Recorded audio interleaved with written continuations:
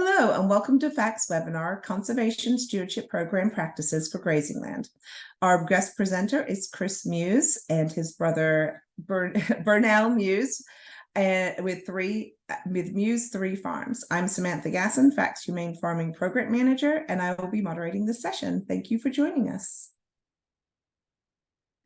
Before we dive right in, let me take a minute or two to do a few quick introductions. Food Animal Concerns Trust, or FACT, is a national nonprofit organization that is headquartered in Illinois. We work to ensure that all food-producing animals are raised in a humane and healthy manner.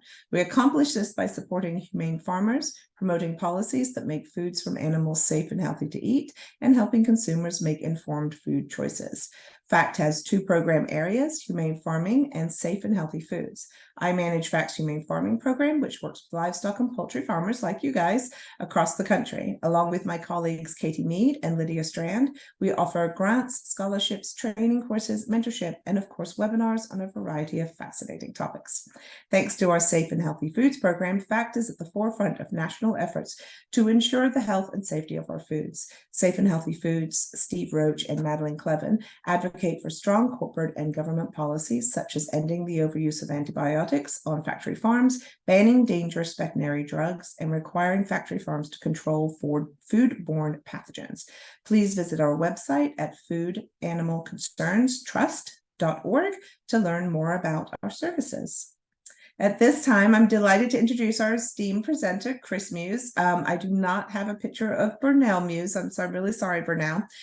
Chris and Burnell and their 2 other brothers started Muse 3 Farm in July in 2018.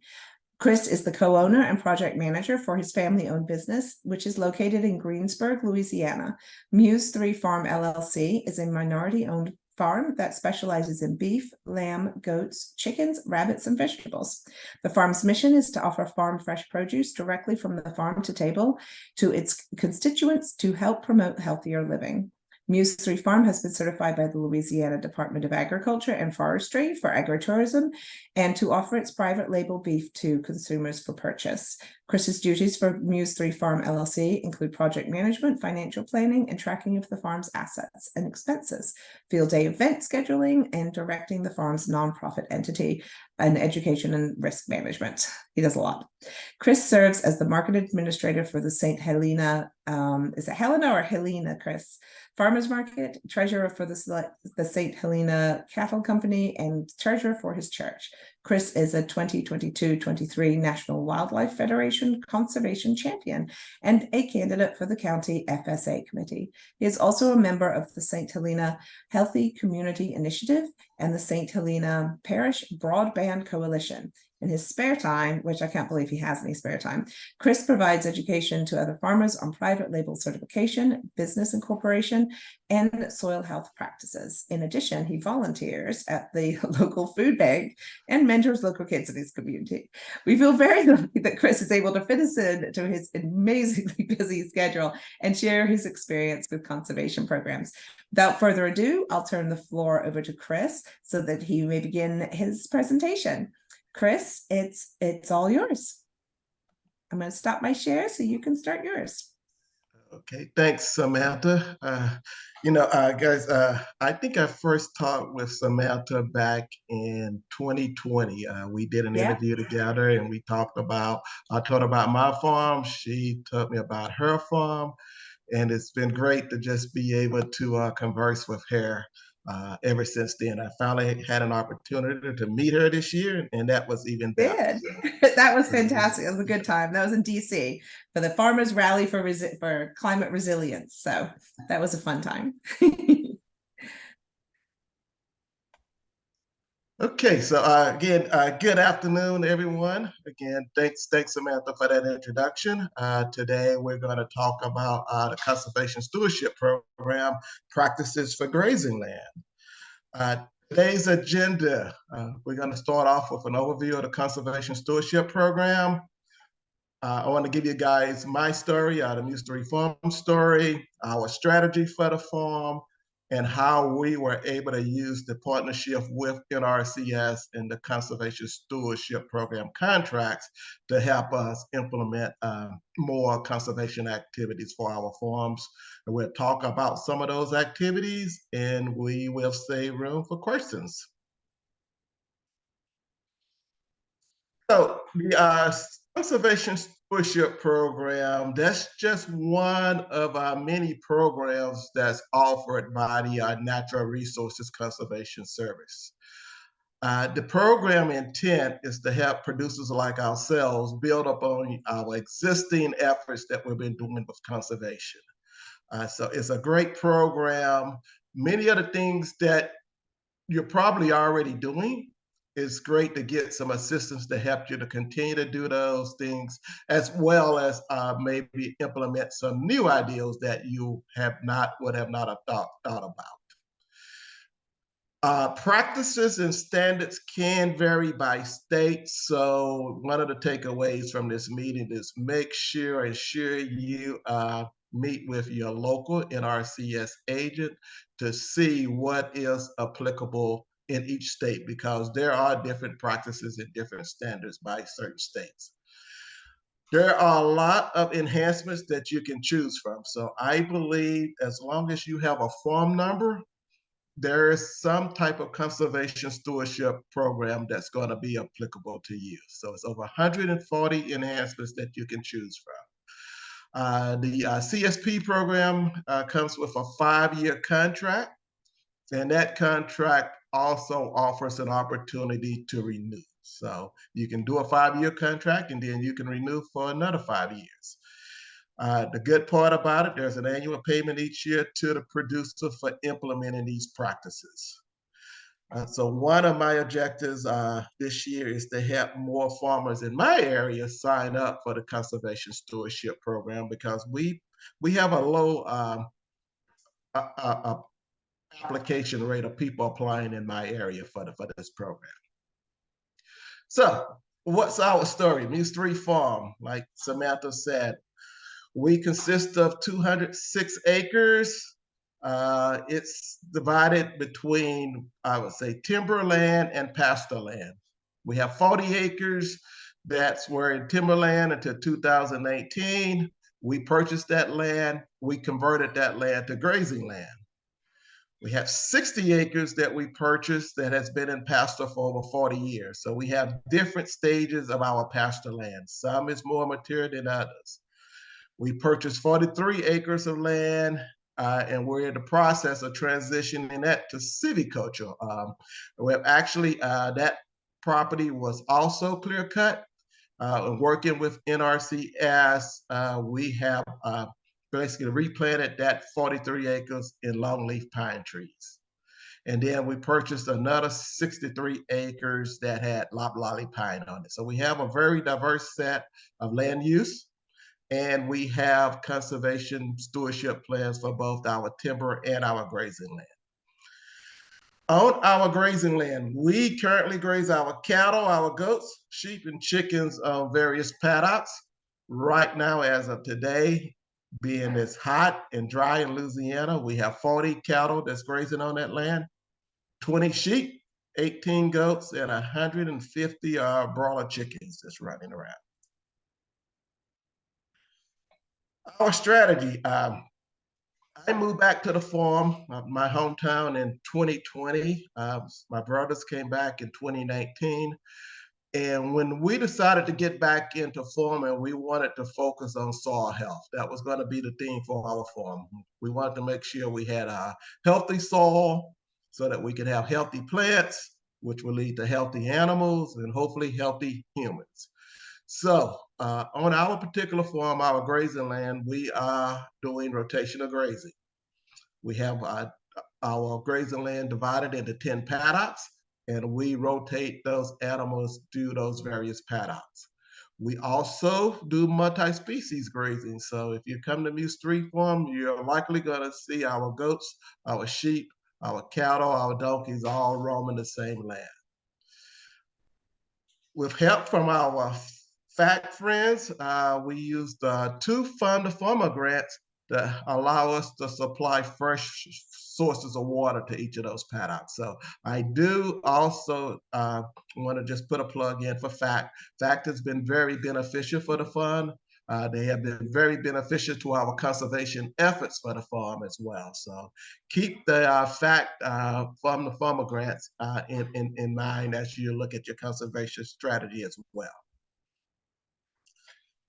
For our CSP specific implementation, we partner with NRCS. And with that partnership, what that entails is basically we work with our local agent to put together a plan for our property, for our grazing land. Every farm is different, so it's imperative that you work closely with your local NRCS agent to understand what's applicable and also what things that you want to do. So work with those guys and come up and, I say also do some out of the box items. So working with NRCS, we looked at 4 conservation enhancement areas that we wanted to implement with on our farm, on our grazing lands. And what you see on this page, so 315, the herbaceous weed treatment, 327, the conservation, the 590, the nutrient management. There are many of those plans that are out there that can be implemented on your particular land. Also, like I mentioned, it doesn't have to be just grazing land. You can have conservation, a stewardship plan for your timberland. If you're a crop grower, you can have it for your cropland, rangeland. In any type of land you have, there is a conservation stewardship program that's applicable to that to your property. So these were the 4 areas that we decided to work on. 3 of the 4, we were primarily doing that anyhow as part of our soil health strategy for the farm. But the 327 conservation, the established monarch butterfly habitat, that was something we had not thought about doing, but working with our agent, she recommended, hey, you guys should really do that. Basically, based upon the outlay of our land, the structure, she said, you have perfect habitat for implementing some plants that could attract the monarch butterflies. NRCS has an entire initiative for the monarch butterflies. That initiative is mainly in the Midwest and the Southern Great Plains. So there's probably even more activities that can be done in those states. But in Louisiana, there were certain things that we could do as well to take advantage of that, to get the monarch butterflies and other pollinators on our land. So let's sort of just dive into those activities. The thing of what I like about the Conservation Stewardship Program is many of the things you're probably already doing. If you're not doing, it does not require much more time and effort than probably what you're doing on a day-to-day basis as well. So for this particular enhancement for the weed treatment, we went with one activity. There's many activities that's in each of these. We wanted to be able to do the treatment that was going to create a desired plant community, that's consistent with our land structure. So basically, we had 3 actions that we have to implement during this 5-year period. The first one was multi-species grazing. That was something we were already doing, so that was pretty easy. So for weed control, we let our sheep, our goats, chickens, we have wild geese primarily take care of the majority of our weeds. We do not spray a lot of herbicide on our grass. We also, in each paddock, we do what we call a periodic bush hogging. So after every second or third rotation through the paddock, we would come behind and we would clip those grass cuttings and any weeds that may be in the grass. We would cut that and we would just let that lay out on the grass to help improve our organic matter as well. Because some of our land was new that we had just recently converted from timberland to grazing land, we did have to apply a light application around some of the wooded areas, the fence line areas of RM43, but we try to stay away from most chemicals as much as possible. So those were the three actions we have to do for that particular item. And you can see primarily the first two we were doing anyhow. So we are not really doing much more than we needed to do in order to satisfy that conservation activity. So here's just a quick picture to show our multi-species grazing status. So in our pastures, we have all of our animals just roaming together. They roam happily ever after, keeping things in control for us. This is a picture where we had just finished bush hogging one of our paddocks, and we just leave the clippings on the ground. And that's what our grass normally would look like in the summertime. That was a summer grass. This year has been more of a challenge because of the drought and the heat here in South Louisiana. All right, so the next one, the 327 conservation. This is one of those where, like I said, we had not really thought about this one. This was one working with our local agent that says, hey, you guys got the perfect infrastructure. Why don't you establish a monarch butterfly habitat? And that really entails basically around some of our border of our grazing land. We had places where we could plant milkweed, but milkweed or any nectar-rich plant to plant around to attract the butterflies, attract the bees, attract the wasps. So it's great for our soil, great for our plants, great for our garden. So we decided we want to take this one on and implement for the next 5 years as well. So once we plant those milkweeds in year one, what we would do for the next 4 years of that contract is we'll continue to monitor the progress of those milkweeds to make sure that they are growing in each of those paddocks. And that's a picture of my brother Bernal and us out in part of the wooded area that's adjacent to our grazing land, where we actually go out and we would do the prep and the planting of milkweeds along the border of our pastures. One other program enhancement that we are doing is nutrient management. And again, we want to make sure we improve our soil efficiency. Again, we have pasture land in various states, right? Like I said, we had that land that was converted from timberland to pasture land. We had mature pasture land. So it's different things we have to do in each of those. First step, perform soil testing, something that you're probably already doing, something that we was doing annually. That was part of this activity, this conservation stewardship activity, perform your soil testing. On our land that we converted from from timber to grass, our pH level was low on that particular paddock. So we did have to apply some lime to that, something we probably would have to have done anyhow.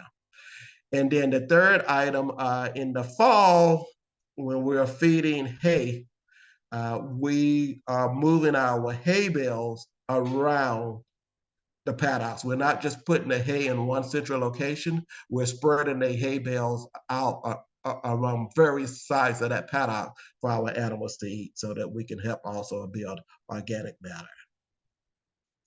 Well, this was that paddock that we converted from timberland to pasture land, and we applied some lime to this paddock to help bring up the pH level. This is a picture that shows we take our hay bales now, instead of just putting them in one spot, we move them around. So every time we put out a bale of hay, we just move it to different areas in those paddocks. And then next, the activity was integrated pest management, using the PAMS technique, the prevention, avoidance, monitoring, suppression. Basically, this one here was a conservation activity where we reduce the risk of pesticides in our surface water, right?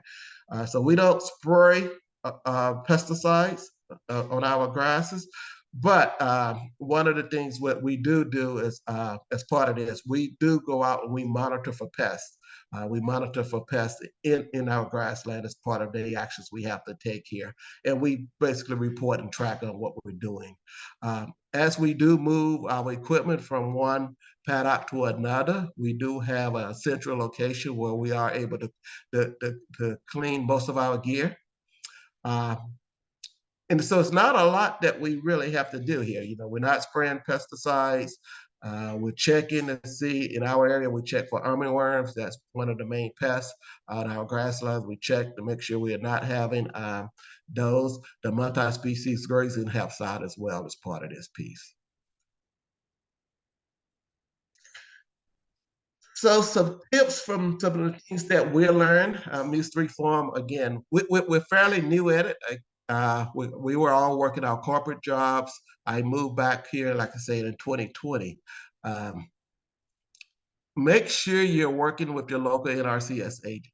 Put a plan together. My goal is to have every farmer in my area to have a conservation plan for all of their lands, regardless of their land use. So have a plan in place. Work with your local agent. It could take a few cycles because you know how with the NRCS, there is a ranking process that they go through. We were fortunate enough that we've been approved whenever we submitted our plans. This is our second plan. We did our first plan in 2018, and we renewed this year in 2023. We were approved. So stick with it. I believe that it's one of the easier plans to work with NRCS to get the approval. Once your plan is approved, document your activities because you do have to do your annual end of cycle reporting. If you provide adequate documentation to NRCS, there is the possibility that you will be able to self-certify. So, if you submit enough documentation to them, no one may come out to your property to check out what you're doing. So keep documentation, keep receipts. If you purchase seeds, if you purchased, any items that you needed as part of this plan, like the milkweed plants, we purchased those. So, we keep our receipts and track what we've done.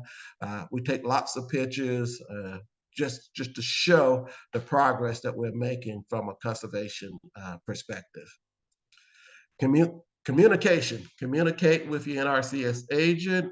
Communicate with the other farmers and producers in your area to see what they're doing, what type of conservation strategies they're implementing. Because, like I said, the list is long. There's a lot of enhancements that can be done.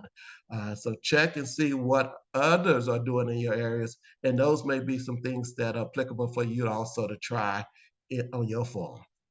And lastly, don't be afraid to try new things. Like I said, we had not thought about the monarch butterflies. So that was one thing that we're trying, and I do see butterflies appearing now. So use it as an opportunity to be able to not only continue to doing the things that you're doing from a conservation perspective, but also to provide some enhanced conservation activity things you're doing. The monarch butterfly milkweed is something now that we have implemented as part of our tours. So as we bring groups in for tours, we take them along our fence line and show them the milkweed that we've planted to attract the butterflies, and they can see the butterflies flying, the other pollinators flying out around as well. So yeah, so don't be afraid to explore and implement new practices.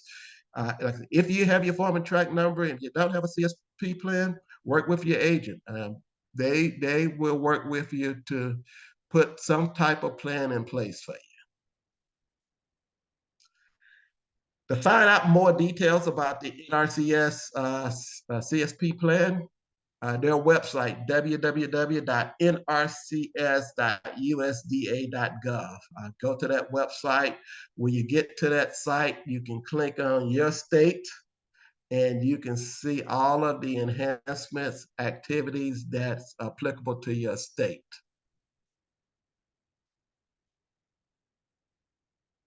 All right, okay. That went faster than I thought. Do we have any questions? That was great, Chris. I love hearing about your farm. So yeah, we'll go ahead and read the questions from the Q&A. While I'm going to give Chris a chance and to get himself a drink of water, and I will go ahead and run a quick poll for everybody, and then we can go from there. And I guess Burnell, if you want to get on camera, you can too, or you don't have to if you don't want to. No problem. I'm here. That way you guys can both answer questions. All right, so here's the poll. All right, so Chris and Burnell, if you want to, I can go ahead and read out the questions, or if you guys would prefer to do that, that's fine too. Just keep in mind that we are recording this, so make sure you read the entire question out loud so the people who are just watching as a recording can know what you're talking about. So. Okay, I'll read them. So question number 1. Do you feel more knowledgeable on this topic after participating in this session? No, not the poll questions. The questions in the Q&A. So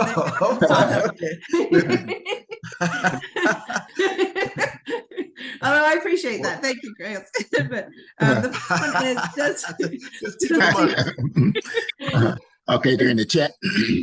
So it's actually in the Q&A. There's the 2 bubbles at the bottom. I'll go ahead and read them. It's no big deal. Oh, okay. Does the addition of milkweed bother the grazing livestock? Is milkweed not good for certain animals?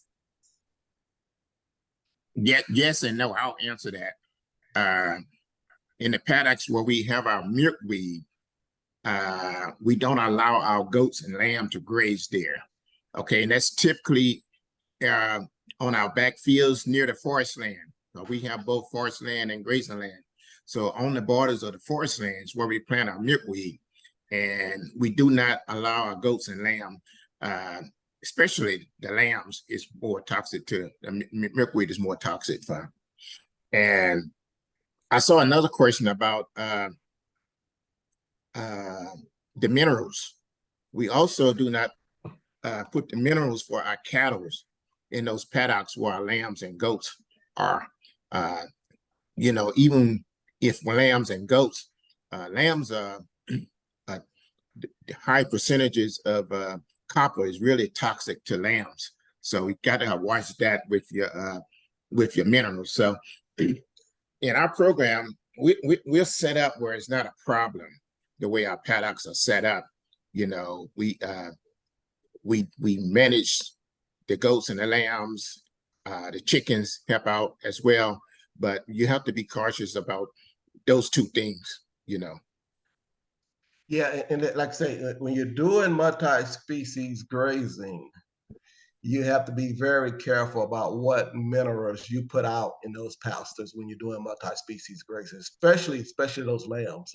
You know, because a lot of those minerals are not good for your lamb. So if you're gonna do multi-species grazing, my recommendation is don't put any minerals in that paddock where you have your animals running together.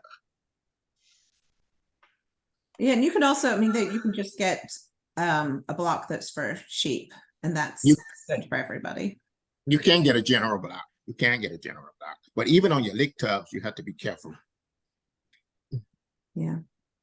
So the next question is, how do you keep milkweed from migrating into hay cropland? Yeah. Good question. Because one thing about milkweed, it will migrate. It will migrate because birds, you know, I think birds will pick it up and move it over.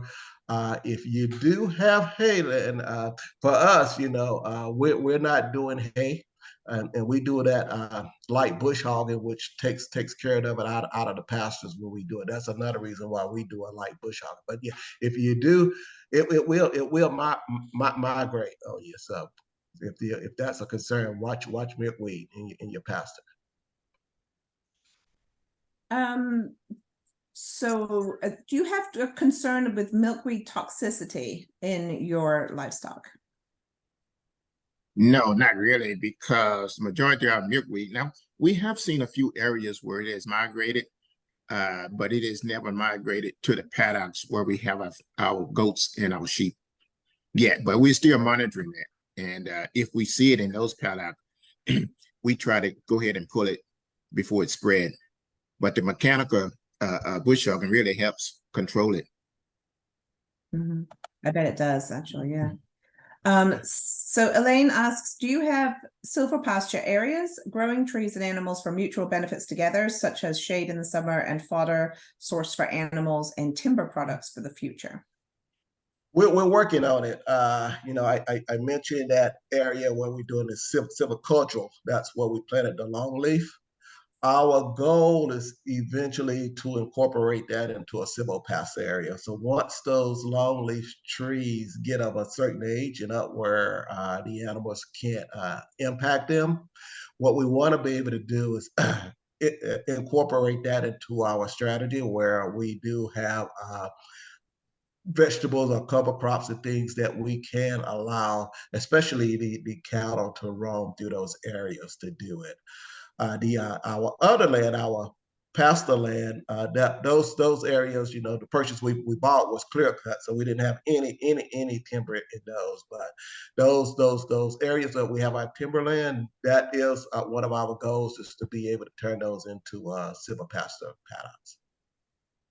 All right. Thank you, Chris. Todd asks, is NRCS supporting technical knowledge or money towards silviculture development in your state? Yes, they are. All right. That was the easy answer. Yeah. Angela asks, so do you have constant separation of these animals? I'm not quite sure what she means by constant separation from the milkweed, or if she's meaning the animal. So Angela, if you want to just go ahead and maybe type in the chat or something, maybe clarify that question a little bit. Unless do you guys know what she means? I think that we don't. We have some paddocks where we do, because we want that multi-species grazing. We want them to you know, cohabitat and roam together because they're beneficial with them. Some of the worms that affect the goats, the cattle may take care of those. So we do have several paddocks where we encourage multi-species grazing in those, and they roam together. Yes, and our paddocks with our goat and sheep, you know, we've noticed by adding the chickens and the geese, we don't nearly have the problems with especially in the goats with the worms, because goats, the chickens and the geese pick up those worms, and it helps out with that. We don't have to worm our animals as much. Like Chris said, we try not to use synthetic fertilizer or chemicals on our animal if we can control it. You know, sometimes we just can't. You can't let it get out of hand. So, but we try to control things before they get out of hand. So we noticed before we put the chickens in the paddock, especially, we had a big problem with the worms in our goats. And once we put the chickens in there, it pretty much solved that problem. Very cool. Vernon asks, is there a link to find a list of all the NRCS accepted projects that can be included in your plan? Yes, it's on the NRCS website under CSP. If you're looking for CSP, but if you're looking for EQIP, there are practices there as well. Yeah. And Vernon, it's a long list. Yes. It's a very long list of things, which is a good thing, right? It's a long list of things that you can do that can be done. All right. Audrey asks, what is the average size of your paddocks? Can this work for a small farm, 20 to 40 acres? Yeah. You know, I would say your paddock size depends on your number of animals you're running. I've seen paddocks that's only an acre. One guy had 8 acres, and so his paddock was 1 acre each. So he had 8 paddocks. It's 1 acre. So, yeah, as long as your animal to land ratio is intact, you can make your paddocks as large as small as they need to be. Most of our paddocks are 10 acres or less, because we're only running about 100 acres in grazing land. So they're usually 10 acres or less, give or take an acre or two. Okay. And then, big guys, there you could have hundreds of acres in your paddock. Yeah. So Angela did have a follow-up question, or a clarification on her question. So she asks, so how often do you run them together? I guess the multi-species, are they always together, or do you do that do you follow, or how do you do that? Yeah, it's a good question. So like our goats and sheep run constantly together with the chickens. Our cattle, as we rotate them out, because the cattle rotates through all 10 paddocks. We don't rotate the goats and sheep through all 10 of them. But so I would say 5 of those paddocks we don't rotate the goats and sheep to. So but when it's time to bring the cattle back through, we bring them in and do some things with those. So a lot's going to depend on your setup. And some of the paddocks, the reason why we don't rotate our goats and sheep through is because we live in a woodland area. I mean, we have plenty of predators in our area. So if you get to the back paddocks, we have an issue with coyotes and things that just love goats and sheep. So we purposely don't move our animals back close to those woodland as well. So somebody asked in the chat, could you explain what your paddocks are like? Are they woven wire? Or are they just we got a combination, but because we are running goats and sheep with the cattle, so a lot of our paddocks net wiring, woven wiring. Some of the outlying paddocks is just barbed wire. Yeah. And naturally, we can't run the goats in those areas that are barbed wire. So the goats and sheep. Go right through it. Deborah asks, what about milkweed migrating to neighboring farms? Is that a problem? No, not for us, because we are isolated. It's our pasture land, and then it's forest land. Daniel asks, how did you work with NRCS / SWC, soil and water, I guess that is, to provide water sources to your paddocks? Yes, that was soil and water. Good question. Actually, we've been working with them, and a lot of the water sources usually comes from NRCS in the form of their EQIP contract. Right. With their EQIP contract, you can get water sources, you can get padding, you can get fencing. We applied for EQIP the same time we applied for CSP. We just got approved for our EQIP contract this month. So we're going to be doing some additional watering to our field. We could not wait on NRCS for our watering. So we went to our friends at FACT. And we've got the farmer grants to put water in our paddocks. Now, and keep in mind, what we did, we ran water. Our watering specs probably does not meet the NRCS specs, so we're going to have to do some changes now since we got the EQIP contract.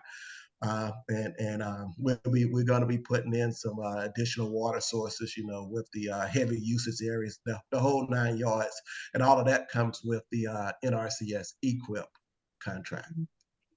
We put in, we did it through our soil and water, because our soil and water has money, but it's a similar thing to EQIP, that the money just came through our soil and water to get our animals out of our ponds and put in automatic waters, and that's the best thing we ever did.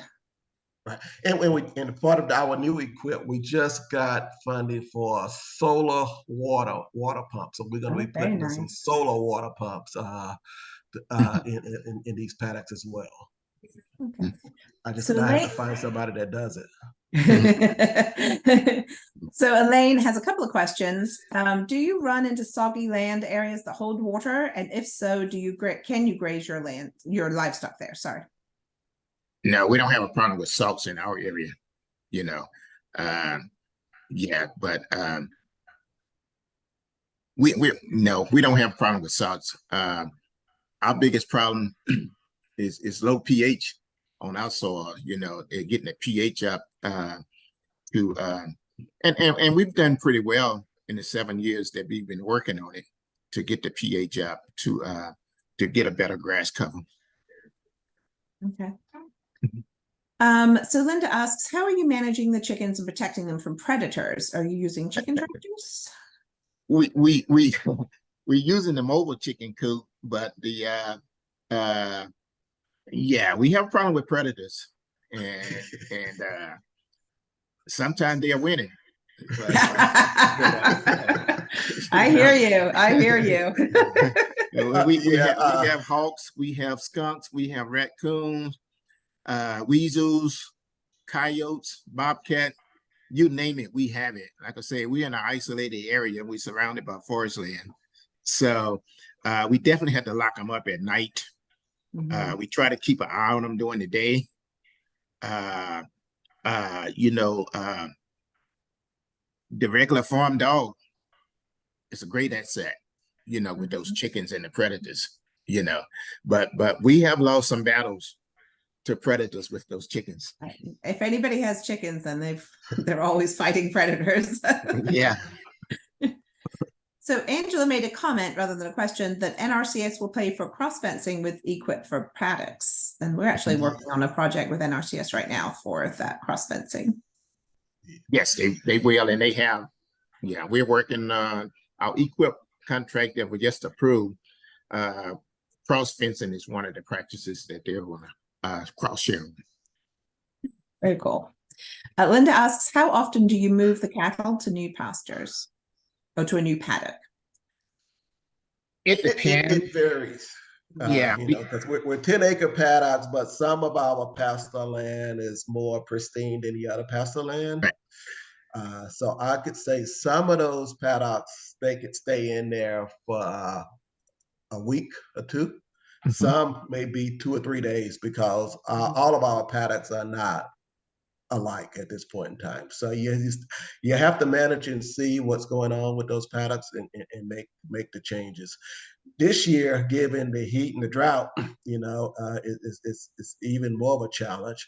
Although the paddocks has helped us out, most of the farmers in our area have someone had either had to sell out or reduce their herd because they did not rotational graze. But because we do rotational graze, it has allowed our grass to last longer, even in this drought. That's what a lot of those conservation practices, that's when that's the fruit of your labor, is when you get to graze longer than your neighbors. Yeah. So Vincent asks, what's the grass cover for your paddocks? And I guess that's Bahia? Bahia. Bahia. I've never heard of that. We do Bahia. We have Bermuda, but we don't have Bahia. I don't know. I've never heard of that. Yeah. But Bermuda doesn't do well in our area. You know, it can't take the heat. Okay. Yeah. Okay. So what's your grass cover? Bahia. Summer grass is Bahia, and in the fall we do rye. Oh, okay. All right. So Vernon would like to know where this was. It your solar water pumps, was that through Equip or CSP? Equip. There you go, Vernon. Karen would like to know, how many chickens does one need to use per acre to have a significant effect on reducing barber pole worms? Per acre? It depends on how bad your worm situation gets. You know, grazing and the worm population goes hand in hand. You know, as the length of your grass gets shorter, your animals start picking up more worms. So if you can keep that grass over 4 inches, it would help your worm population, keep your worm population down. They'll be there, but the animals won't pick them up. We run anywhere. We run anywhere from 10 up to as many as 75 chickens on a paddock at a time. But you know, it's not the same number every day, year round. Okay. Say for instance, our broilers, you know, they have a 60-day life cycle. So by the time they're large enough to put out on the paddocks, it won't be long before they go to slaughter.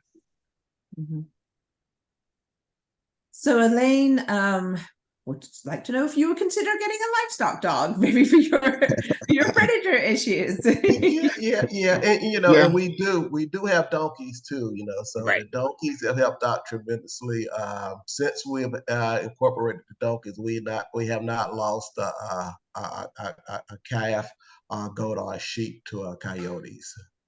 But it's something we are looking at too. You may have a livestock dog.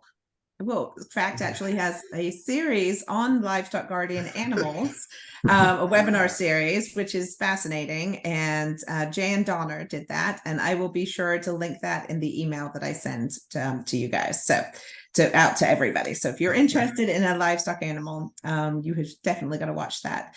So just have a question from Angela. She would like you to talk a little bit more about the solar water pump. Is it for the well or is it for water troughs?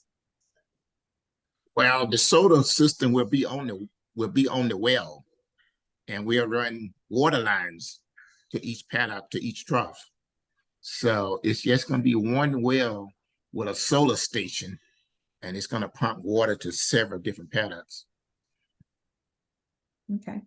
And then in the chat, Zaraya says, did you already have a regular water pump before the solar water pump? Yeah. So what we have now, I have a well. That's what I use for drinking water. I just like fresh water from the well. Mm-hmm.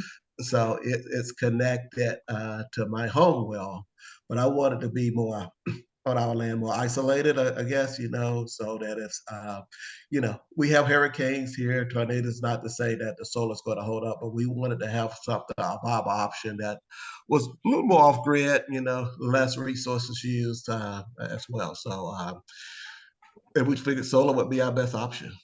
Mm-hmm. Mm-hmm. It's good for remote areas for sure. So yeah, this is we cleared out the Q&A. That hardly ever happens. This is amazing. So I'm gonna go ahead and share what's going on with Fact coming up. So I have a few housekeeping items to share before we sign off today. A recording of this webinar and the slides will be available either this afternoon or tomorrow morning. These documents will be archived on our website, and I will email them to you as well.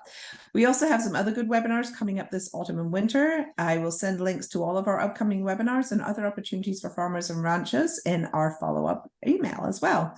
So a huge thank you to Chris and Burnell. You guys are amazing. I've actually seen you. I've met Chris, which is great, but I've never met Burnell. But I actually asked you to do this webinar because I saw you do a webinar for Rafi a while back, and I just thought it was so good. And I knew that everybody in our community would love, our Fact community would love it. So it has been an honor and a pleasure to have you with us. And I just want to thank everybody out in the audience for your interest and attention. I hope that you have had a great experience today, and that you stay in touch, and we will see you soon. I hope everybody enjoys the rest of their day, and goodbye for now. Bye, everybody. All right, goodbye. Thanks, everyone.